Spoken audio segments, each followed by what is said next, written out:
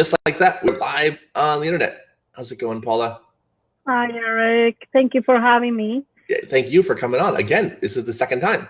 The second time. Yeah, I'm so honored to be again. The last time I had a wonderful time, and I can believe how many people was reached with the podcast. Thank you. I know. It's amazing, right? It's amazing. Thank you. And I enjoy every podcast that you're doing. Thank you for doing that because I think a lot of people are being reached. What a great way to do that. Thank you. And I enjoy it. Otherwise, I wouldn't do it. So, it's something I like doing, and it's fun for me. It's neat to talk to, interesting, intelligent, people who are doing a great job like you are, and it's neat that you're part of a very small club now of people who have been on more than once. Great. Yeah, it's you, Alyssa, and I think there's one more, and that's it, Okay, great. Now I'm even more honored. Thank you. Absolutely. No, I think, with the summer season coming up, I want to bring back a lot of the people that were on last year who came on and talked about water safety. I think that'd be a good thing. I know that everybody's got a lot of different stuff going on this year and new things happening. So, I want to give all of them the opportunity to come back and discuss those things. So it'll be good. And speaking of which, I know you do. In just a few weeks, you are going to be at the NDPA conference. Yes, NDPA in New Orleans. And they had the most speakers that they ever have had ever. And also the registrations are up, and the hotel has been sold out a couple of times, and they keep adding more rooms. And I think it's going to be a wonderful, wonderful conference. That's awesome. For anybody who doesn't know, Paula is on the board of directors of the National Drowning Prevention Alliance, which is a position I used to do a few years ago, which is kind of cool. I think you came in right as I left. You took my spot, we'll say. Okay. It was a good spot, so I'm glad you took it. Definitely a big position to fill. Yes.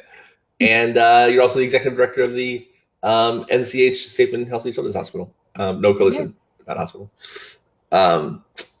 But yeah, the National Drowning Prevention Alliance conference every year is probably the largest single water safety event in the country. And it's my favorite to go to. It's they're a great organization, and the conference is amazing.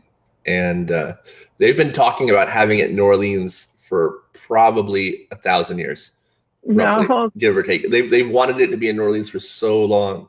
Every year when we were debating which city to put it in, New Orleans was always at the top. People were always lobbying for New Orleans. And definitely it's a great city, yes. And definitely they had seen an increase of attendance, because I feel that is that, take advantage. Yeah. People always wanted New Orleans, and you guys, I knew it was a kind of a inevitability that you guys would go there. So I'm glad you did when you did. I'll be there. I will. I'm one of the many speakers you have this year. I'll actually be interviewing Bob Pratt on this show, on the podcast, but live in front of an audience, which I've never done before. So that should be exciting. Very great. And Bob is awesome. Yeah, he's awesome. I'm looking forward to seeing you there. And for anyone, definitely it costs money, but it's all worth it.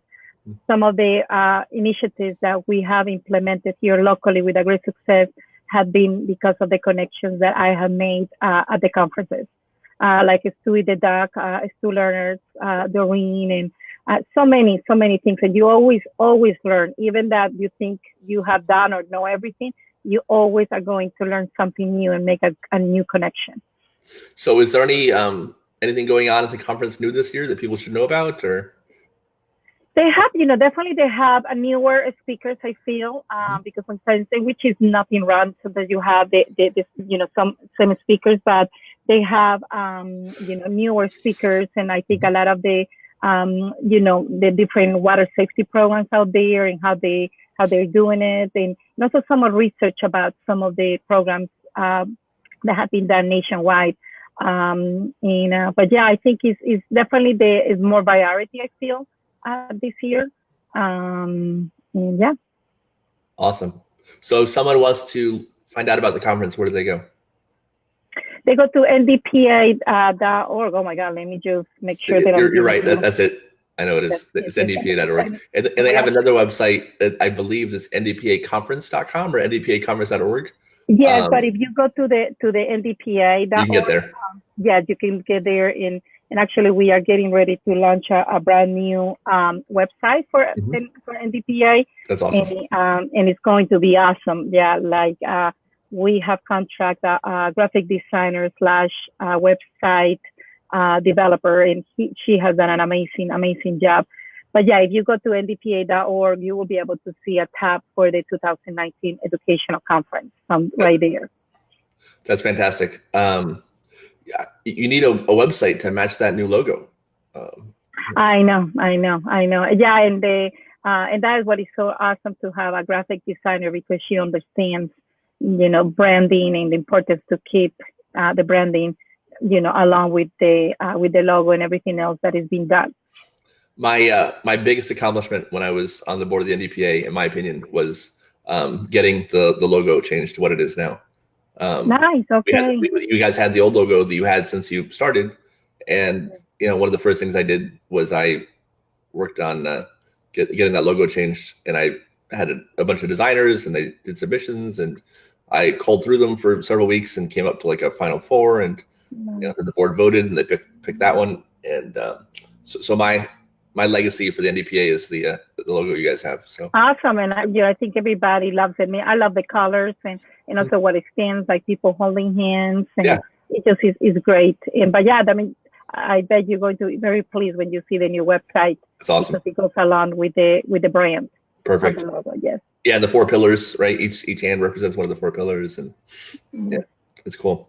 But the main reason I wanted to talk to you is because there's exciting stuff going on with the new law in Florida. In fact, it's exactly what I've been pushing for since the law got changed not last July, but July before last. 2 years ago, yes. When they added the alarm provision, and ever since California adopted their law, I've been saying that we need something just like that. And thankfully, a hero has arisen from the ashes, so to speak, and kind of taken the torch on this in Brittany. And after her son Kason drowned, she got to work, and she's done something, quite frankly, that we haven't been able to do. No. We've been doing this for years, and within a few months, she's kicked the doors down and made it happen.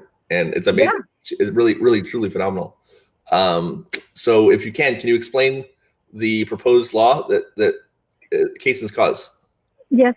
And yes, and like you said, it was a kind of surprise when we found out like a month ago, that the bill was introduced in both in the Senate and the House, and we're like, what is this? And especially that it was done very well. You can tell Brittany did her homework, and how wonderful that she had the senators behind them. She has the senator Hope Hooper, I believe, is from the Senate, and then now the House has 4 legislators co-sponsoring. Definitely, she did the homework, and when we find out first, we read it and we're like, oh my goodness, this is like a dream come true. And yes, it's sad how this came, because it was the loss of her son in September 28th in 2017. But sometimes this is and when I talk to her, I said Kason is going to save a lot of lives. Because through this law. But the law is, like you said, the current law only has one of the layers that is required when you build a pool. It's only one. But then this new law will be 2 layers. And then, of course, you can choose what of those 2 layers will be, which will be the fence, the alarms, the gates, and also the flooring alarm on the pool. But the other part that I like, me personally, and I don't know if the California law has that one, is about when you purchase a new home, that you are required to have these 2 safety components, before you are able to sell the home. Because we have had here locally many times that people buy a new home and they come from out of state. They are not aware of the dangers of having a pool. And then like in Cape Coral, which is not that far away from where I live, maybe like 2 years ago, the week that the family moved in, they still were in boxes. And they were, of course, super busy getting everything out of the boxes. The little boy, I believe, was a boy, a 2-year-old, was able to get out of the house. And because it was no alarm or no the fence, the baby fence, the little boy drowned.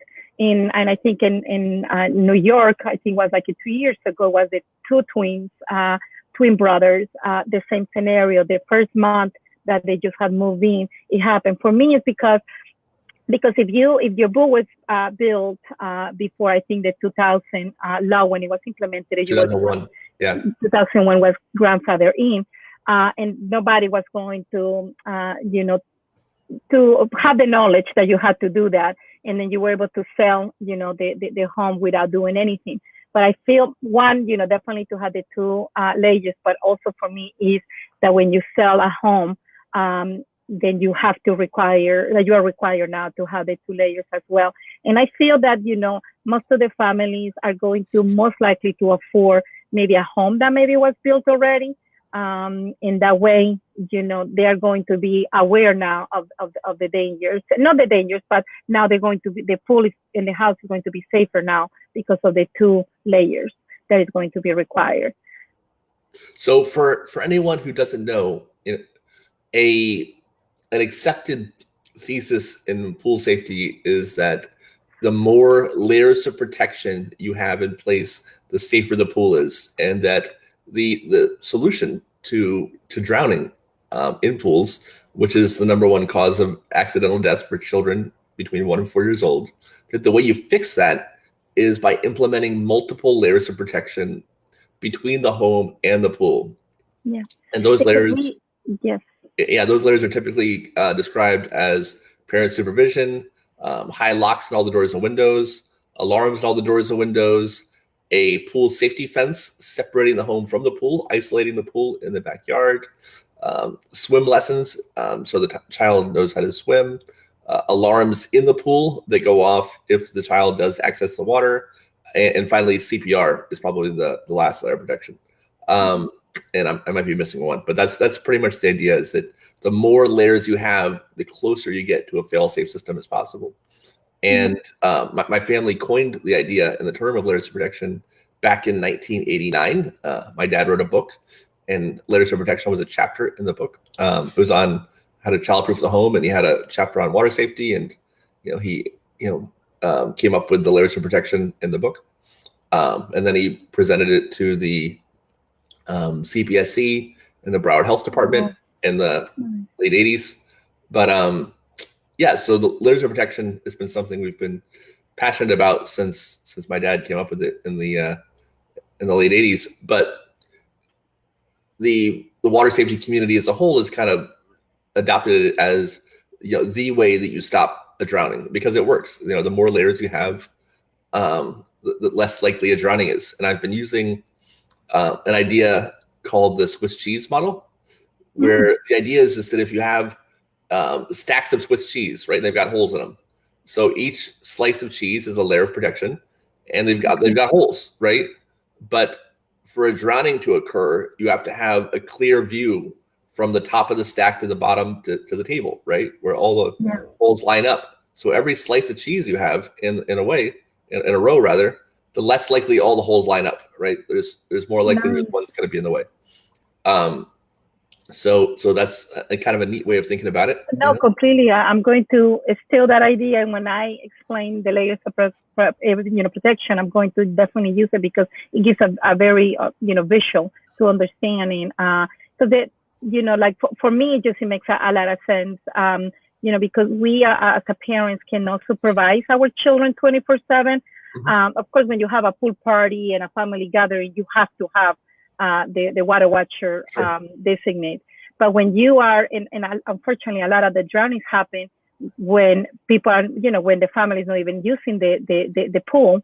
And that is why, these barriers, these physical barriers are so important. And this is what this bill is all about, because we are going to be going to the bathroom, cooking, taking care of the other siblings, and sleeping. You have to sleep at some point, Yeah. Yeah. And that is why we have to have this, because we know some of these layers are going to fail. And the more that you have, the less likelihood the child is going to get to the body of water. It's not going to prevent them. And we always say it's not going to be 100% preventable, because they're going to try, maybe the alarm, the batteries are not going to work. The child is going to try to climb the fence. But the more that you are going to have of these layers, the less likelihood they're going to achieve to get to the pure, because they are curious and they love the water. And I know many people have said, yeah, but it's government telling us what to do. But sometimes government, and I'm the first one to say, yeah, we don't need more regulations. However, and sometimes regulations is what is going to save lives. And I know you are the one that says, you don't own a car right now without a seatbelt. Right. You should not own a pool without the fence. And I was looking some of the data to be ready for this interview about the seatbelts. And I just saw that the National Highway Traffic Safety Administration says that because now is a law that you wear a seatbelt, every year they say that 15,000 lives every year are saved because of this law. And the CDC says that since 1975, I guess that is when the law was implemented. Not all in every single state, but most of the states now have this law. 250,000 lives have been saved. That means government regulations are, in some cases, and most of the cases, save lives. And that is what it is. It's just we need, this regulation, because we know, people that have been working on this and have seen the statistics, have seen the reports of every child that had drowned. We know that a layer, could have prevented, or multiple layers have prevented it, that tragedy. Yeah, and what's so nice about the law that's being proposed is that it takes this idea of layers of protection, which we all agree is the right way to do it. That the water safety community, it believes is the way you stop drownings, and it turns that idea into law. It requires you to have more than one layer of protection, and then it gives you a list of, I think, 5 or 7. I'm not sure if they've finalized. I think it's 5. It's 5 that they have, and they're very doable and not that expensive. Yeah. But it gives you a choice. It's not telling you, it's giving you a choice to select 2 of those. You know what the 5 options are? Yeah.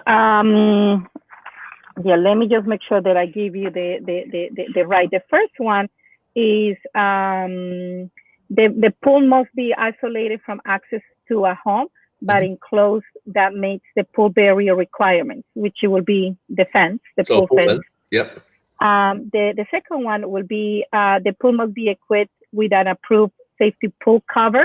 It will be, and you see those more up north. You don't see them here too often. And this is not a solar cover. This is, a cover. A safety cover. The children, exactly, right. The safety cover. There's an advertisement for one cover where there's actually an elephant standing on the cover. They're not the solar covers. They're very strong. You can walk on them. It's a very different thing. Yeah. Yes. And then the third one is all door and windows providing direct access from the home to the pool must be equipped with an exit alarm that has a minimum sound pressure rating of 85 dBA at 10 feet. And I actually, this is not the one, because the one that I have in my house and in my pool is different, but this is kind of how the alarm will work, is that when somebody opens it's going to be a little bit loud. When somebody opens the window or the door, this is how it's going to be. And that way, if you are in the bathroom, you are going to be able to hear that somebody opened the door of the window. Then so real quick, there's a pass-through button on that alarm, right? So if you want to go in the backyard, you push a button, and then you have 7 seconds to open the door, get out into the backyard, and close it behind you. And then there's a button on the outside as well, I'm guessing, right? You're absolutely right. But that button, because it's so high, a child won't be able to do, and that is what we want. Yeah. However, as an adult, because people say, yeah, but I don't have children. Say, okay, you can turn it off, because you have the availability to do that, or you always to use that button that you're talking about. Because in Florida we live in December, January, around this time it's beautiful, and sometimes we want to have the sliding doors open. Of course, we do not recommend that if you have children, but if you don't have children or grandchildren, you have the option, to turn it off, and that way you're able to do that. I mean, it's an option to definitely to do that. And then the other one is all doors providing direct access from the home to the pool must be equipped with a self-closing, self-latching device with a release mechanism placed no lower than 54 inches above the floor. And then the last one is a swimming pool alarm that, when placed in the pool, sounds an alarm upon detection of accidental or unauthorized entrance to the water, and then explains, which kind of pool alarm is this. Right. I mean, those are the five choices that people will have. So very doable for someone to do two of those. I mean, one is, if you wanted to do the bare minimum, which I wouldn't recommend, you could get an alarm on your door and a high lock on your door, and you're good. I mean, those are two. So if anybody really wanted to escape by, good. The pool fence, though, yeah. Yeah, for me, just the pool fence is just because they, somebody's going to leave the door open, or they disconnected it, and then the pool fence is something that is always there, and people get used to it. It's just, but anyway, I feel that kudos to Brittany and I know you're going to have her in your podcast, and she just, she's amazing, and she's coming to NDPA, and we are going to have a feeling that we're going to be celebrating that this law is going to be passed. That's awesome. And, one of the things about the pool fence is that it protects the pool for the whole neighborhood, right? So the door and window alarms, the locks on the doors, those are protecting the people in your house, but the pool fence protects the pool from everybody. So from everybody, yes. The neighbor, comes over, if an animal or someone's dog or cat makes it in your backyard who got out, if somebody else, makes it to your pool that doesn't come from inside your house, then the pool fence is going to protect the pool from them, or vice versa. I remember that when Charlie in 2004, when we had all those hurricanes, Michelle Alvarez, her son Bo, they were, I think it's in West Palm where they live. He got out of her house. He was with a babysitter, and because the cage fence was destroyed by one of the hurricanes in 2004, he drowned, and he was a non-fatal drowning, but he was had a brain damage, and he died, I think, 7 years later. And I remember when we had Irma in 2017, that was my biggest concern because we were very affected here in Naples. I remember I right away called code enforcement, and then they sent a press release and a statement saying that if your cage or fence was damaged by Irma, by law you needed to secure your pool. And there were different ways that they kind of say that you can do until you get your fence or your cage, fixed. Because of course the different companies were super crazy busy trying to fix everybody.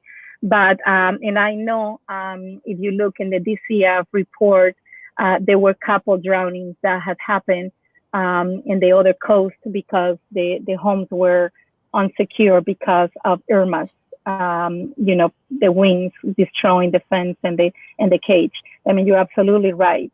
You don't know, even if you don't have a pool, your children can be playing outside, but if the pool and your neighbor is not protected, it's a dangerous situation right there. We get calls during every hurricane asking if they should take their fence down. And I always say, you can, but I would leave it up because you don't know, the fence actually tends to do pretty well in a pool fence. Sometimes, it's still a physical object. It can get knocked down like anything else, but I'd rather have a fence that's mostly up, and sort of doing its job, especially in a situation where the perimeter fence might get knocked down, where the pool cage might get torn away, where you might have a window broken that you don't know about, or a sliding glass door that got damaged, and your house isn't quite as secure as it normally is. So I always say leave it up. Worst case scenario, your homeowner's insurance replaces it. You got to buy another one, and it gets covered. But it's safer to leave it up so that way your pool is secure in those critical moments right after the hurricane. So that's a great point. And the other thing I think about when it comes to neighbors and and having your pool protected is children with autism. Children with autism are really prone to wandering, and the vast majority who get out of the house end up drowning. I think, and I never can believe this number, but I looked it up last time. 90% of children who get out of the home who have autism drown, which crazy. And it's the leading cause of death for them. We have a program where we do Swim Central, but the Swim Central is adapted for them, and it's 101, and it's amazing the results, and also how parents feel, and also so therapeutic. Water is so nice, that it's so nice for them, but also we provide the door alarms that I just showed to them, because you're absolutely right. We had a couple cases here locally where it was maybe like 2 years ago, a 4-year-old autistic little girl. She got out of her house and she drowned in the neighbor's pool. She climbed the fence, and I don't know how in the world, she definitely, there were maybe something that she was able to step in, and then went over the fence, and she drowned. And we know that, and that is the reason. I'm glad that you brought that up, because it just is a lot of, you need to secure your pool, even if you don't have children or grandchildren. You need to secure your pool because of the children that could be in your neighborhood. Yeah, it's kind of a responsibility if you own the pool to make sure it's safe for everybody. It's safe for everybody, yes. And of course, if you own a gun, it'd be a responsibility to make sure you didn't leave it out in the street, or you'd want to make sure it's protected. So I think it's kind of the same thing. And the thing is, with this law, it's just I don't think people realize or are aware that Florida leads the nation for drowning deaths. 88 children, according to DCF, drowned last year, and they don't investigate every single one. We know, like in Collier County, we had 3 children last year. 2 were related to a motor vehicle accident, but the cause of death was drowning. But the report of DCF only shows 1. I mean, that number, 88, is maybe definitely higher. We had, when that 4-year-old autistic little girl, she was not shown in the report of the DCF. That means that 88 is definitely a higher number. But 88 children, 88 families completely destroyed. And I know most of them, if we have had these layers, they will not have had these tragedies happening to those families. Yeah, it would be interesting to see how much the numbers go down in the years following the implementation of this law, right? Once it gets kicked in and people start moving and they have to put it in the layers of protection, I think it's going to make a big difference. I really do. I think a lot of people are going to, be saved. There's no way to know who would have drowned, right? Which is kind of, the hard thing. But I think, I think we'll see a lot of people who, I think the numbers will go down. So and they should go down, because I know a lot of people are doing a lot of things locally, but we need the help. We need the help with the legislators, and this is what we all were dreaming. And thank you for Brittany for doing that. And wow, I mean, she did an amazing job, because she definitely is doing it right. But she needs our help. She needs our help, because it hasn't, right now it's in different committees, and we need to contact those legislators from those committees. It's very easy. The House bill for this is 805, and then the Senate bill is 724. If you go and look for those bills, you will be able to see in which committees they are in this moment. But we need to contact those legislators and ask them and play them, to please for them to approve and to go to the next level. It definitely is looking better. The House was a concern before, but now that it has 5 legislators co-sponsoring, it tells you that definitely is looking very positive. However, the battle has not been over, and we need to, until they pass is when we can celebrate. But right now, our job is to contact those legislators, and even your local legislators, if they are not in those committees, for them to reach out to those legislators in those committees and ask them to please, because this bill is going to save lives. So that's exactly what I was going to ask you is, what can we do to kind of, anybody who's seeing this, anybody who's passionate about water safety, who wants to see lives saved in Florida, and hopefully, if this law passes in Florida and it's similar to the one in California, in other states like Texas and Arizona and places where there's so many drownings, around the country, maybe they'll start to emulate, the laws that we have, which is, so it's important not just for Florida, but across the country. If we get this law, we can establish a foothold to start replicating it, in other states. So it's important for Florida, but it's important for everybody. So, for everybody, yes. So to make it real simple, where do people go and how do people contact legislators? And maybe, and I don't know, Eric, if we can put the links of the directly to it, but the House bill is 805. Okay. And the Senate bill is 724. And when you go to, you go to the links or look for the bills, it's very easy. You see like the status of where the bill is and the committees that they have there. Like right now, I know that the Senate bill is in the Community Affairs Committee. And if you click on the Community Affairs Committee, when you click it, it will take you to the committee and you will see all the names of all the legislators. The senators, and then you will be able, to contact them right there through the website. And also you can sign in to get updates about the bill in the House and the Senate.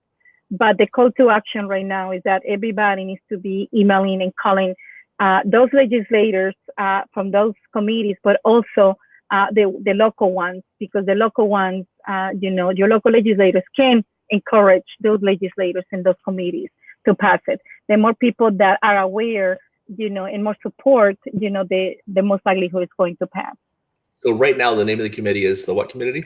Is the Community Affairs, that is the Senate one.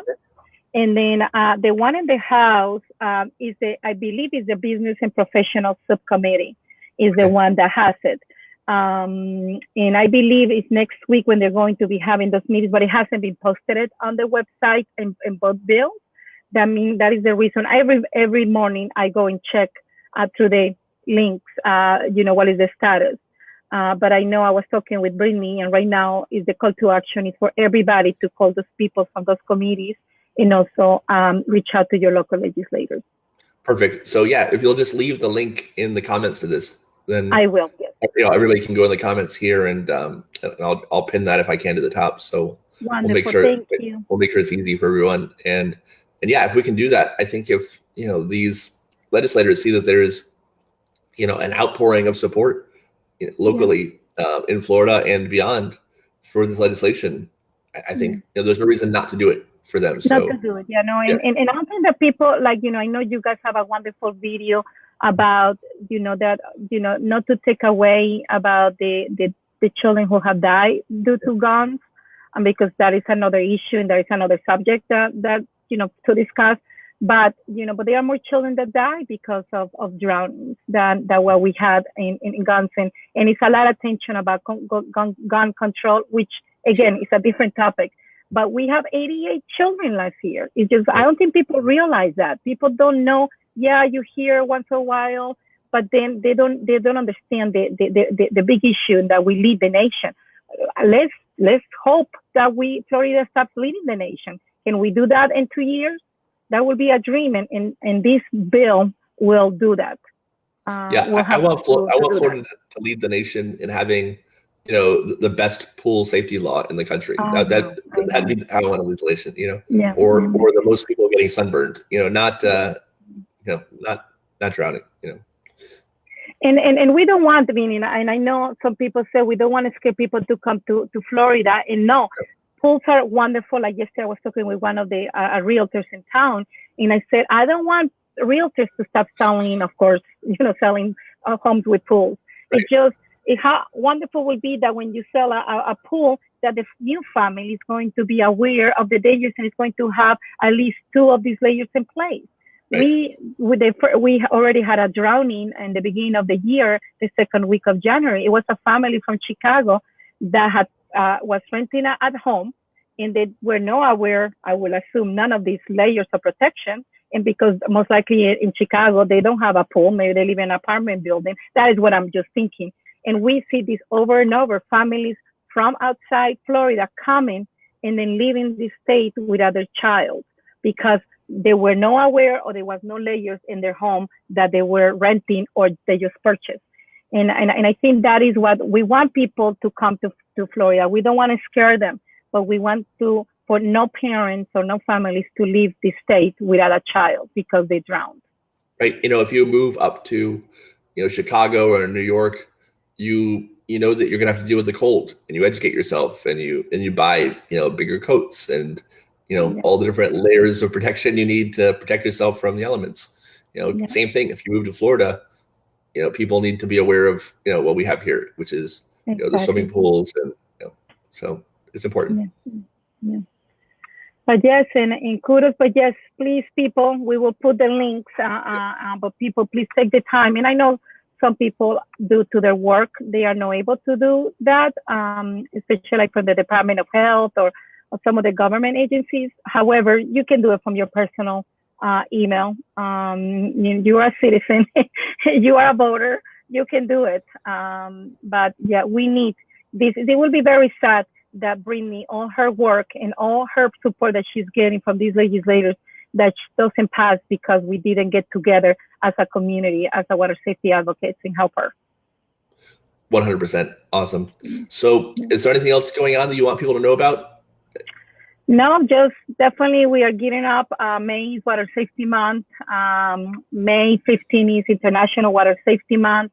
The American Red Cross and the Diversity in Aquatics, they have a wonderful website, and you can even order stickers and download some of the lesson plans. We have done it here locally. I think this is going to be the third year. Our public, Collier County Public School District, they actually order 45,000 of these stickers, and they do on May 15th. They do always either during the morning announcements or different activities during PE or health classes. But this is a different way to raise awareness about water safety. And also the proclamations. I know the new governor, he's going to be doing a proclamation about water safety. Water Smart Florida, as we all know, is a task force, and I'm involved in that. And I know you have had many people in your podcast that is part of that task force. They are getting ready to do a letter of support of this bill. But yes, the more, and also to go to the Lifesaver Pool fence system. You guys do an amazing job with all the information and videos and posts. I do that all the time. I just go and share some of the wonderful, awesome posts.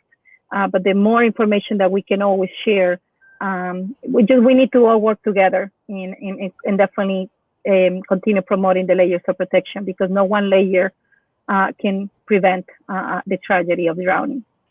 Yeah, I think we're up to 6-7 posts a day. Oh, nice. Yeah, Yes. We're trying to really be prolific in the amount of content we put out on Facebook, just because it's important. So it's important. Something to share with you is that our coalition was elected by the National Leadership in Public Health, which is part of the CDC, and they do this every year. We are one of 8 cohorts in the nation that have been selected, and I'm going to be going to Atlanta next week. And our research project is about drowning prevention messages in social media.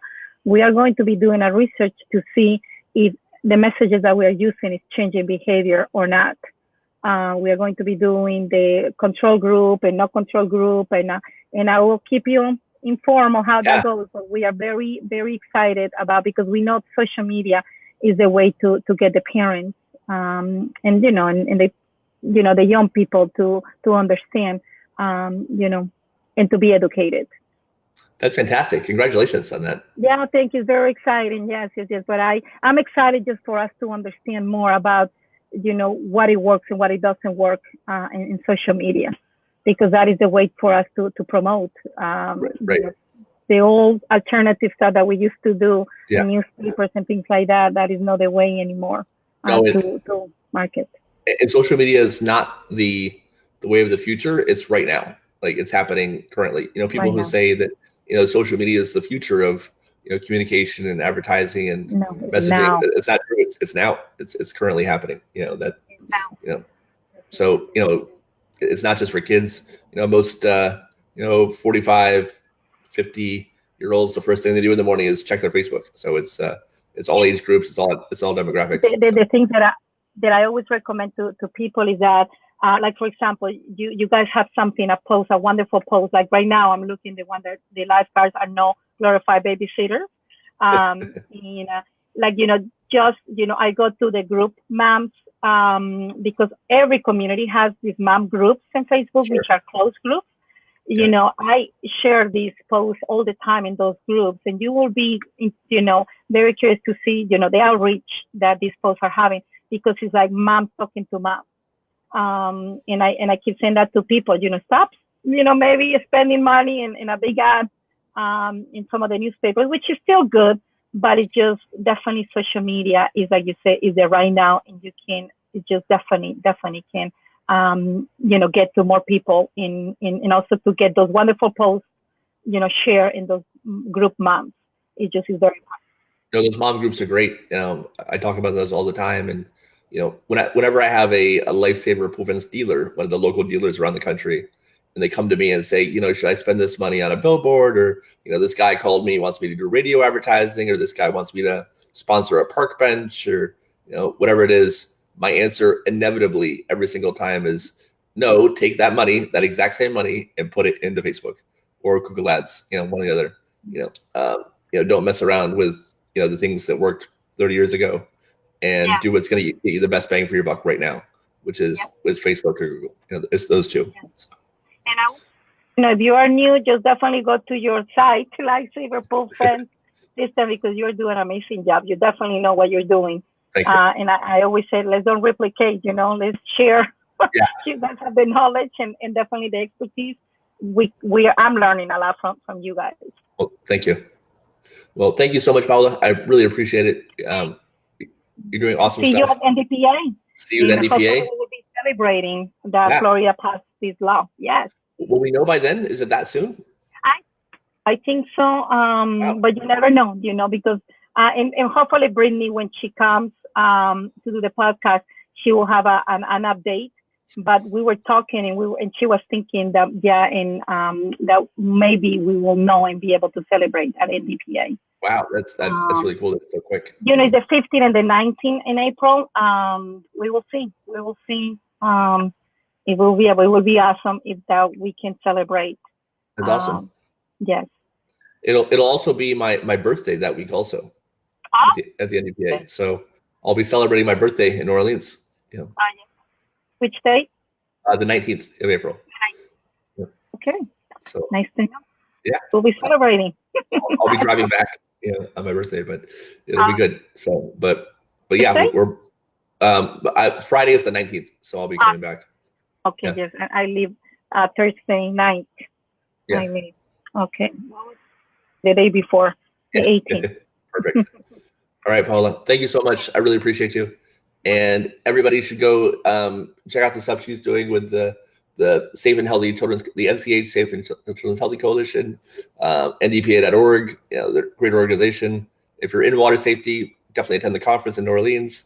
And again, the link she's going to post in the comments for the law, check that out and make sure you contact your local legislator. It's important. So thanks, guys. Have a good one. Bye.